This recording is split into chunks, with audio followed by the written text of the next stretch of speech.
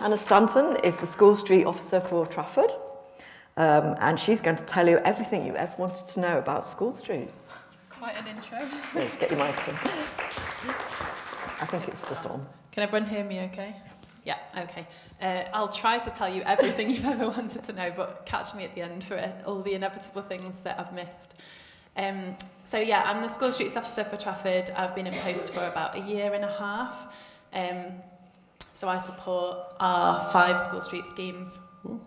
And I'm in charge of sort of setting up new schemes and things as well.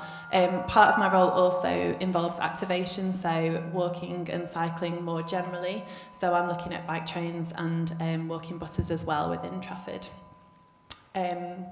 So in Trafford we have 5 schemes and they're all really, really different. And I'd say probably the biggest thing to say for anyone here who's not been involved in School Streets before is that every School Street's really unique, so there's lots of learning that comes out of each School Street, but that you can't necessarily take everything and apply it because the outcomes are really different, school communities are really different, locations are really different, and people's reactions are really different as well.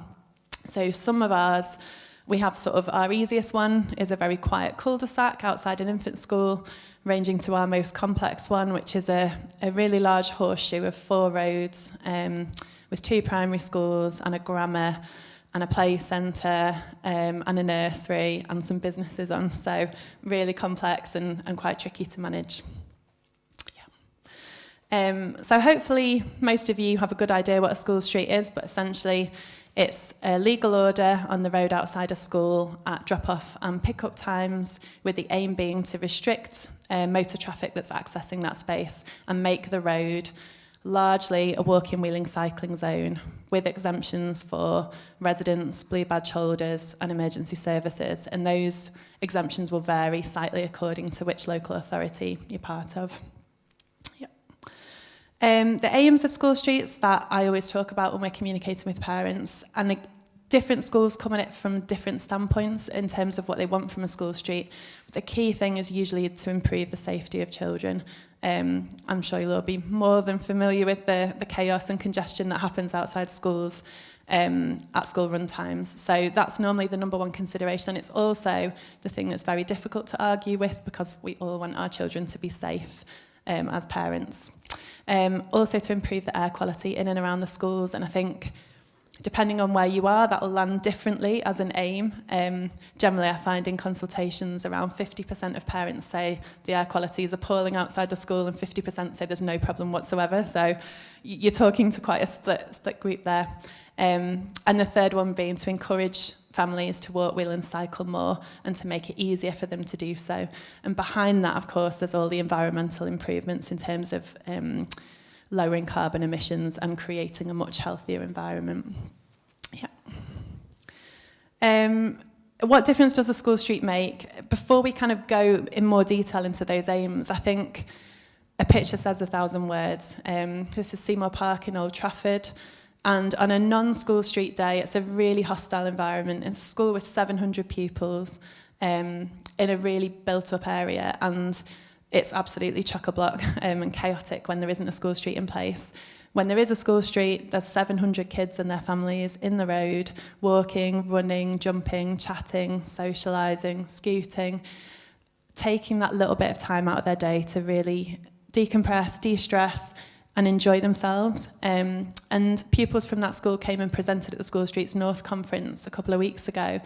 And what they said made me cry. It was really moving. But what the kids talked about most actually was that they feel happy coming to school because of that environment outside the school. And the biggest thing for them was their mental health and that they felt welcome and it felt like a joyful space. And actually that's what gets said to me a lot, apart from the kind of more quantifiable aims of school streets, which councils are always really keen on the data and the stats and things. People talk about fun, the sense of quiet, that you can actually hear the birds and you can hear each other have a conversation rather than just listening to the traffic. That they feel safe, that there's freedom, that there's a sense of community, and that it's a space where they actually do connect with other people, which I think when I speak to schools, a lot of them say that's one of those things we've kind of lost a little bit in COVID, that communal sort of community cohesion. And that's why sort of 87% of parents at Seymour Park said they strongly agreed the school street had a positive impact. It's a really, really popular intervention because people can see the difference that it makes. Just on that as well, I think having those visuals is really powerful. So I would say one of the big learning things that's come out of the sort of various school street projects that I've been involved with is collect the data before you install a school street. So get as many visuals as you can of what that school experience is like. And if you can, get some kids to do it at their eye level of what it looks like to them to see cars everywhere, fumes, not being able to find a safe space to cross. Do traffic counts, find out how many cars are coming along the road, because that's really powerful as well. If you can, get the school community or get parents to record the number of near misses and the kinds of near misses. The first school street that was put in before my post was in place, we don't have that pre-data, and it's so frustrating because we know the school street's making a massive difference and residents and parents say that to us, but we don't actually have the before and after proof, which is really powerful. So that's a really, really key thing to say. So going back a little bit, drilling down into the aims of school streets to improve safety. I think you don't even really need to see that graph to know exactly what it's showing, that's the dangerous part of a child's day. That's when most children are killed or injured on the morning school run or on that slightly longer afternoon school run, which is a bit more spread out because they're coming back from after school clubs and things. So when there is pushback from parents, I think that's a really key message to go out there. Children have to take that journey twice a day. They don't have a choice about going to school, and it is the most dangerous part of their day, and that's not an okay situation for us to be in. It's really handy to get lots of testimony from the kids about how they feel about the school run as well before you put a school street in, because most of them have stories about nearly being hit, or someone they know nearly being hit, or not feeling safe, or not being allowed, a parent tightly gripping onto their hand all the way to school and not giving them any freedom and independence because that parent is scared they're going to be hit by a car. This was some of our traffic counts from Seymour Park that we did. So that school street is marshalled 3 days a week, so it's quite easy to get a side-by-side comparison of what it's like on a school street day and what it's like on a non-school street day. So in that one period of 45 minutes in the morning, without a school street, you get 130 cars come through on average. And I think that shocked a lot of parents. They didn't actually realise it was that busy a road. And now you get 6. I'd say since then it's probably more like 3 or 4. Now the school street's been in place for more than a year. So the difference that makes in terms of children's exposure to danger, but also in terms of the air quality. We don't have air quality monitoring there, but you can see from the level of vehicle traffic that it's going to be much better. And parents at that school, when we did a survey, 90% agreed that their school run feels much safer on a school street day. So it makes a massive difference to the feel of the school outside it. Sorry, I've totally usurped you here. I like to be in control. It's the ex-teacher in me. The second thing is the air quality. So there is research to show that nitrogen dioxide levels can reduce by up to 23% where there's a school street. It's one of the things that's really difficult to measure. So it's really difficult to have accurate data on the difference that a school street makes in terms of air quality. But lots and lots of parents and children talk to me about how their asthma feels. So we had a parent at Seymour Park come up and say that her son's asthma had improved a lot since the school street. I have residents say that they used to cough all the time at school run and they now actually feel like they can breathe much more freely. I think a lot of the time people are not all that well educated about air quality because it's invisible. It's not all that easy to kind of understand pollution or think about it. But babies and young children are much, much more vulnerable than adults because they breathe much more deeply and they breathe faster, and they breathe in up to 60% more air pollution on that school run than we do. So it's fairly horrifying, again, that this is a journey that they have to make. And younger siblings, it starts even before they come to school. They're breathing in that pollution as they drop older siblings off at school. Another nice killer fact about idling, which comes from Mums for Lungs, which I always use to shock the kids. But one of the things we're trying to stop with the school street is the queue of cars that sit with their engine idling outside a school for about 20 minutes. pointlessly. And that fact that one car engine idling for 1 minute will produce 150 balloons worth of air pollution. And if you multiply that by the number of minutes they're outside and the number of cars that are outside, you soon can realise just how toxic that gauntlet is that we're making kids walk through each and every day. These are just some of the kind of things that parents and kids and residents have said about the air quality. And one of the things people often don't know is it can be much worse inside the car as well. So it's not that people who drive to school, they're actually harming themselves and their own children as well, potentially. It's not just everybody else. And actually there's some research as well that 60% of the air pollution that kids breathe in on a daily basis is on the school run or at school. So again, schools should be safe, happy places, but they're actually places where there's a lot of this toxic sort of unhealthy environment, which is what we want to keep away from the school. In terms of encouraging active travel, when I go into schools and do hands-up surveys, we always ask the kids how they do travel to school and how they would like to travel to school. And there's a gigantic gap in those two things. So every school I go into, usually the percentage that say they travel by bike is about 5%, depending on where the school is. The percentage that say they would like to travel by bike is around 70, 80%. So they want to be active. Very few say they want to come by car. So we're trying to enable the kinds of journeys that they want on their way to school. And again, they have some really lovely feedback about why they want to travel actively and how it makes them feel free and independent and safe. And part of it is trying to get a generation of children who've had their independence massively curtailed compared to what we had when we were children, and give them some of that independence back and give them some of those skills so that they go up to secondary school when they leave primary and they know how to travel independently and walk and catch a bus and things. This is some data from Tintersfield, which has been running for a year now. It's a school street in Sale. So before the school street, 34% of pupils said they were walking or wheeling or cycling to school. After the school street was put in place, that's now 81%. So it's an absolutely massive shift towards more active travel. And that's an example of where a problem has actually become a bit of a solution. So one of the problems when we looked at putting in that school street was there's not really any parking close by. You have to walk about 10 minutes to the nearest parking. And what that's meant is actually loads of those parents have found a way to walk rather than bringing the car at all. They've actually realised it's as quick to walk. And a lot of that is about encouraging parents to think a little bit differently about the school run and just buddy up and go with that it takes a village kind of community that if you're a parent, you know, we all lean on each other. And saying to people, it's not that you necessarily need to walk your kids every day, but buddy up with a friend and swap some of those days and help each other out.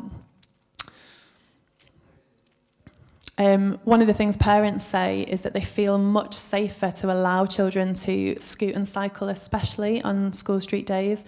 And that's something I've noticed when I go to our school streets and I count numbers of bikes and scooters. There's often a real difference on a school street day to a non-school street day in terms of it's even if you had the same number of children travelling actively, children are being able to try out different modes of mobility getting there. So it's far more than just walking, it's giving them that confidence with cycling and scooting as well.